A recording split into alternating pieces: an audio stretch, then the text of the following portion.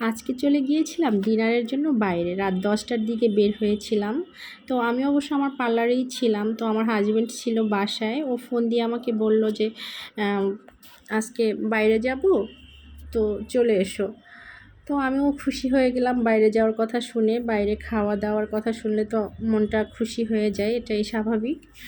তো আমিও তাড়াতাড়ি করে চলে আসলাম। এসে রেডি হয়ে রাত 10টার দিকে আমরা বের হয়ে গিয়েছিলাম। তো ভালোই লাগতেছিল রাতের বেলা বাইরে ঘোরা, বাইরে খাওয়া দাওয়া করা। বাসায় কোনো রান্নাবান্নার প্যারা নেই।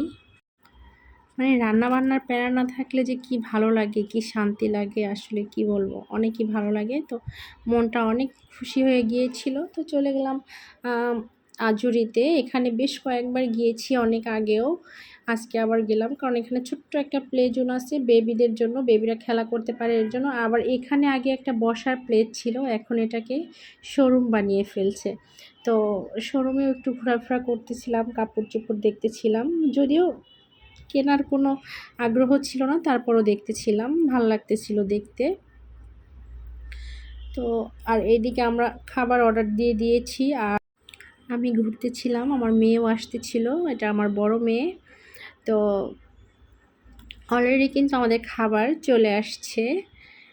এটা ছিল আমার মেয়ের জন্য, আর আমি নিয়েছিলাম পাস্তা। আর আমার হাজব্যান্ডের জন্য অর্ডার করেছিল গরুর মাংস ভুনা, নান, রুটি, সাথে ডাল, সালাদ এগুলোও ছিল। এটা ছিল আমার বড় মেয়ের জন্য। আর আমার খাবারটা আসতে একটু লেট হচ্ছিল।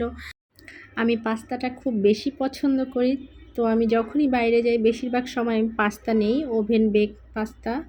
এটা আমার অনেক বেশি পছন্দ। আর এই যে আমার দুষ্ট বাবুটা, সে যে কি দুষ্টুমনি করতেছিল, অনেক বেশি দুষ্টামি করে ও বাইরে গেলে।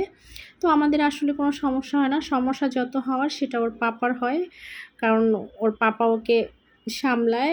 আমরা একটু মানে কি বলবো, আমাদের কাছে আসেই না, সোজা কথা। বাইরে গেলে ওর পাপার কাছেই থাকে, পাপাই ওকে হ্যান্ডেল করে।